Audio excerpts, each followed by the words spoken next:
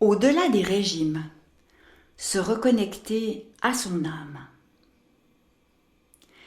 J'imagine que vous connaissez et que vous avez testé plusieurs régimes. Il en existe une multitude. En voici quelques-uns. Le régime végétarien, le régime flexitarien, la diète cétogène, le régime méditerranéen, le régime hypocalorique, le régime de Cannes, la diète cétogène, le régime dissocié, etc.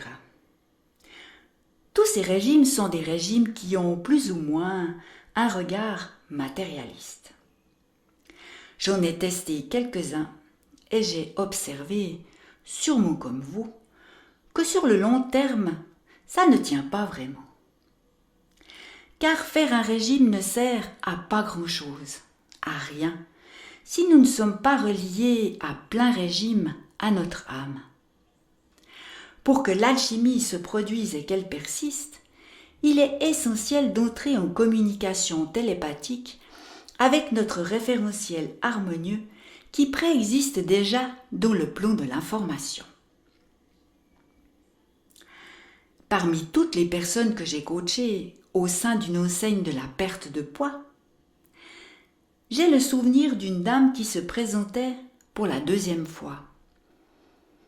La pauvre, elle avait repris les 40 kilos qu'elle avait si péniblement perdus. Ce constat prête à réflexion.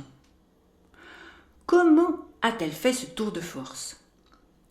Vous vous imaginez le poids de 2 valises qui vont dans la soute de l'avion. C'est pas rien. Cette malheureuse dame était piégée dans les condensations de ses lourdeurs émotionnelles et ou transgénérationnelles qui se sont matérialisées à nouveau. C'est un cycle sans fin, tant que l'être n'est pas rentré en soi. L'ouvrage pour cette dame aurait été qu'elle puisse se reconnecter à sa petite voix intérieure, pour que dans un premier temps se crée un corps d'intériorité. Ce corps d'intériorité si précieux prend alors le relais du guidage. Plus le corps d'intériorité prend du poids, plus la purification et l'allègement du corps physique en devient une conséquence. Le fait qu'une personne soit mince n'est pas forcément la garantie qu'elle soit reliée à son référentiel d'harmonie supérieure. Elle peut être connectée à des repères matériels ou sociaux de mode uniquement, contrainte de vivre hors d'elle, enfermée à l'extérieur. Certaines personnes vouent un véritable culte à la minceur. La pression de la société est si forte qu'elle oblige, pour celui qui n'a pas ouvert le sujet, à contrôler leur corps par l'extérieur, pour en avoir une image parfaite. La maigreur ne ressemble pas à la vitalité et la résonance d'un corps accordé, en alliance avec ce qui préexiste au corps.